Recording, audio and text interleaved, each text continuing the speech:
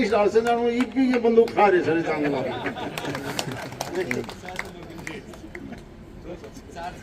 यानी जोश इतना है और जिस देश के जवानों में इतना जोश हो और चाहे खुदा ने खास्ता ये फौज में भर्ती हो जाते सर मैं तो थोड़ी तो एक बलवान था जी साथ था जो इंजीनियरिंग में था।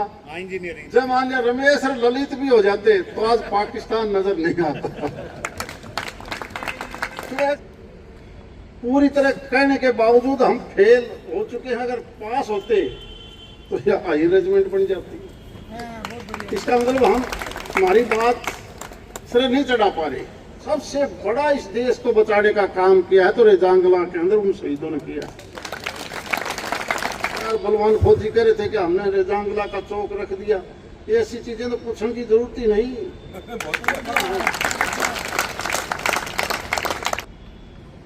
ये जो पड़ोसी देश है ये टीडी दल के तरह आता है।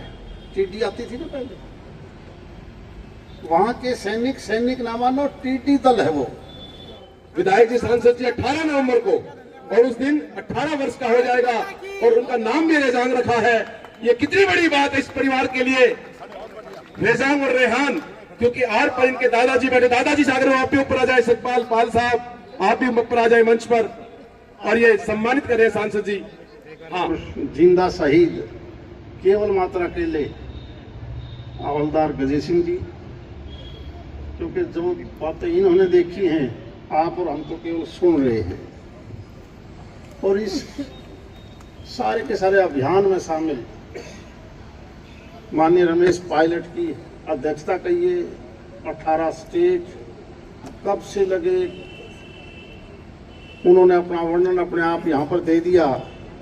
माननीय सतीश जी आपके आने से पहले सारी बातें बड़े विस्तार से हमारे सभी स्टेज पर बैठे जितने भी महानुभाव हैं सबने बड़े विस्तार से बता दिया। इसलिए मैं कम समय लेता हुआ सम्मानित मंच, हमारे सभी पूर्व सैनिक शहीद, सभी माताएं बहनें और बच्चे, देखिए हम तो यहाँ केवल अंदाजा लगाते हैं।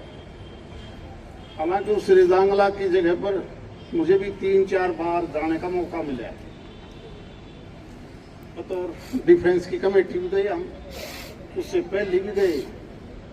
अब तो वो हालात बदल के जो उन दिनों में थे। आज से 63 साल पहले वो लेह लद्दाख का एरिया कैसा था, आने जाने के रास्ते नहीं थे, ना कोई सुविधा थी, और जहाँ हाइट 20,000 फुट के आसपास हो ऑक्सीजन तो होती नहीं। बगैर ऑक्सीजन के, बगैर खाने पीने के, और वहां पर जीव जंतु भी आपको जिंदा नहीं दिखाई देंगे, पेड़ पौधे भी दिखाई नहीं देंगे। फिर भी हमारे वीर सैनिकों ने जिस प्रकार से इस देश को एक सुरक्षित रखा, वरना दो ही तो जगह है, एक तरफ हिमालय है, नॉर्थ ईस्ट में देखोगे तो आप कहीं ना कहीं वहां पर भी झगड़े रहते हैं। इधर अफगानिस्तान से लेके पाकिस्तान के बॉर्डर तक इसी हिमालय के ऊपर, और दोनों जगह अगर ईमानदारी से आप देखोगे ये जो पड़ोसी देश है ये टीडी दल की तरह आता है। टीडी आती थी ना पहले, वहां के सैनिक ना मानो टीडी दल है वो। और जब अंदर आ गया तो आज भी कितना वर्ग किलोमीटर आज नॉर्थ ईस्ट हमारे से छीन गया। और दूसरा महत्वपूर्ण जगह थी, वो चाहे 47 के बाद 48 की बात हो, जब वो कबीले आए जो आज के दिन और उस वक्त पाकिस्तान की सरकार की सपोर्ट से भारतवर्ष में घुसे। और दूसरा 62 की लड़ाई में वो रेजांगला की जगह, एक बार जरा सपने में सोचना ये दोनों स्थान कैसे हैं। अगर खुदा न खास्ता हमारे ये शहीद वहां नहीं होते, ये रेजांगला के अंदर ये सिपाही जिनको आज हम सब याद कर रहे हैं, अगर ये ना होते तो भौगोलिक स्थिति से देश का नक्शा बदल जाता है। और केवल नक्शा बदलने से आप सोचते हो नुकसान नहीं होता, नुकसान दूसरी जगह ज्यादा होता है। अगर इसको स्थिति को आप पलट दोगे तो आज जो सिंध नदी जिसके बारे में जिक्र आता है, पंजाब की सबसे बड़ी पाकिस्तान से बहने वाली सिंधु नदी के पार्ट है ये, रावी हो, ब्यास हो, सतलुज हो, ये सारे का निकास कहाँ से है? अगर उसी लद्दाख के इलाके में अगर उसके ऊपर कब्जा चाइना का हो जाता तो इस देश के उत्तरी भारत को पानी नहीं मिलता। और जिस बात के लिए आप जिंदा हो वो पानी अगर उनके कब्जे में आ जाता, आज इस बात की लड़ाई हम कितने सालों के बाद लड़ते हैं कि उस नदी के ऊपर हम बांध बनाएंगे। उधर से अफगानिस्तान ने भी शुरू किया है कि हमारे अंदर हम जो आते हम भी बांध बनाएंगे। और अगर 62 में हमारे ये शहीद नहीं होते तो ये पानी की बात भूल जाओ आप, क्योंकि चाइना का कंट्रोल हो जाता। तो सबसे बड़ा इस देश को बचाने का काम किया है तो रेजांगला के अंदर उन शहीदों ने किया, और बगैर हथियार के किया है, बगैर सपोर्ट के किया है। उनके हाथ में उस प्रकार की मशीन गनें नहीं थी जो आज हैं, केवल हौसला था देश को बचाने का। इसीलिए आज ये सारा देश रेजांगला को नमन करता है, और इस मिट्टी को आप और हम सब इसीलिए नमन करते हैं कि आज हम कहीं ना कहीं एक खुशहाली के तौर पर जिंदा हैं। बहुत से देशों का आपने इतिहास और भूगोल बदलता देखा होगा। आज हमारे रक्षा मंत्री राजनाथ जी और क्या कह रहे हैं कि पाकिस्तान वालों गलती मत करना, वरना भूगोल बदला जाएगा। यही तो है ये।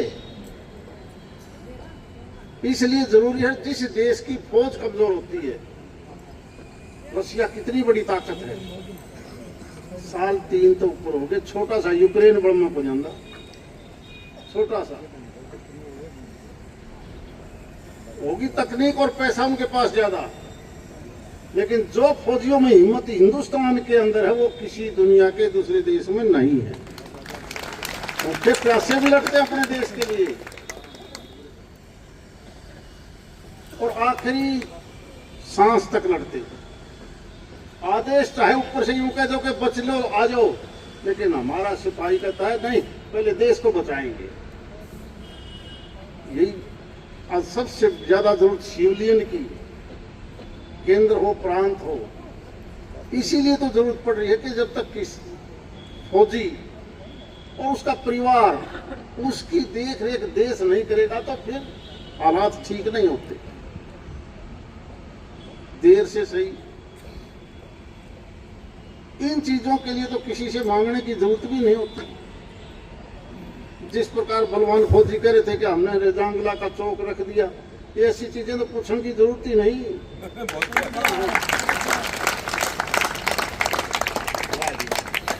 ऐसी चीजें फौजी और को मैं तो फौजी तेरा वीर, एक रमेश का भी, और एक बिना फौज में भर्ती हुए ललित भी बोलना तो इस डाल से जानो भी ये बंदूक खा रहे सर चांगला।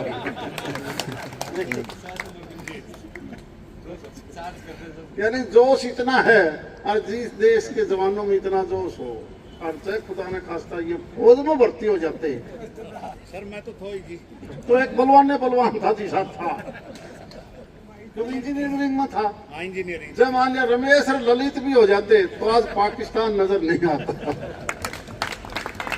तो ऐसे जोश की जरूरत है। हम तो सारे के सारे राजनीति करें, व्यापार करें, कोई सिविलियन अफसर बने, कोई धंधा करे, वो अगर सबसे ज्यादा अगर किसी की वजह से हम सुरक्षित है तो वो आप लोग हमारे सामने बैठे हो, आपकी वजह से है। आप केवल अपने परिवार की नहीं, सारे देश की चिंता करते हो। इसलिए क्योंकि आज का दिन हमारे से भी छोटी सी गलती होगी, हमने भी खेलों का आयोजन आज कर दिया, महेंद्रगढ़ विधानसभा का, और प्रदेश की सरकार ने ओलंपिक का एसोसिएशन भी आज ही शुरुआत कर दी गुड़गांव से। दोनों जगह जाना भी जरूरी हो गया, और देवठनी ग्यास भी आज के दिन होगी। मेरा बंधा इतना तगड़ा हो गया आज, इसलिए सारे फंस गए। आज एक तो नाराज होंगे कि भाई महेंद्रगढ़ भी था तो वहां भी था, लेकिन 2 मिनट तो हाजिरी नहीं ला किया गया या बनेंगे आप सारे लोग। बहन जी, तो बहन जी मैं तो ज्यादा समय नहीं लेना चाहता। जो हमारे लायक है, हम कई चीजों में फेल हो रहे हैं, पूरी तरह कहने के बावजूद हम फेल हो चुके हैं। अगर पास होते तो यह हाई रेजिमेंट बन जाती। इसका मतलब हम हमारी बात सिर नहीं चढ़ा पा रहे। कंवर सिंह जी को मैं बधाई देता हूं कि इन्होंने ये फैसला कर लिया, और कोशिश करना और एमएलए को भी कह के हाउस का प्रस्ताव नहीं, यूनानिमसली हाउस का प्रस्ताव जाएगा तो और दबाव बनता है। वो पवन ने कहा था मैं भी रजांग लगा हूँ, पवन तेरे ही रहा, हम कई जालिए लेकिन अपना योगदान को नहीं कि मैं बोल पवन ठीक सही है, गलत है। अरे ठीक सही पापा तो देख खड़िया मुझे, मैं भी 3-4 जालिया देख के आया हूँ। हम तो जो सामने मिट्टी है, ये जो कलश है, इसका तो थोड़ी सी भी अंश अगर हमारे अंदर हो तो सच्चाई तो यही है कि आज हमें सबसे पहले प्राथमिकता केवल 2 ही वर्ग है जिनको देना चाहिए, जवान और किसान, बस 2 ही। बाकी तो सारा सौदा ही ने सारा चाल गया है। तो विधायक जी, क्योंकि अपन कई जगह जाना है, जो हमारी ड्यूटी और लगेगी, हम बिल्कुल आपके लिए तैयार हैं। बहुत बहुत धन्यवाद। जय हिंद। एक बार विधायक सांसद जी देखिए, राव रमेश पायलट जी के बेटे 18 नवंबर को पैदा हुए, रेजांग नाम रखा। मैं आग्रह करूंगा एक बार रेजांग, रेहान, यहाँ एक बार रेहान, एक बार आए देखिए। 18 नवंबर को साध्वी जी को भी सम्मानित कर रहे हैं माननीय सांसद जी। रेहान विधायक जी, सांसद जी 18 नवंबर को, और उस दिन 18 वर्ष का हो जाएगा, और उनका नाम भी रेजांग रखा है। ये कितनी बड़ी बात है इस परिवार के लिए, रेजांग और रेहान, क्योंकि आर पर इनके दादाजी बैठे। दादाजी से आग्रह आप भी ऊपर आ जाए, सतपाल पाल साहब आप भी ऊपर आ जाए मंच पर, और ये सम्मानित कर रहे हैं सांसद जी। हाँ, और अब कलश लेकर, हाँ एक बार अब ये कलश लेकर सांसद जी और विधायक जी, राव रमेश पायलट जी, सभी राव तुलाराम की कलश लेकर चल रहे हैं। जोरदार तालियां। और एक बार अभी यहाँ से कलश लेकर के राव तुलाराम चौक जाएंगे, और वहां से ये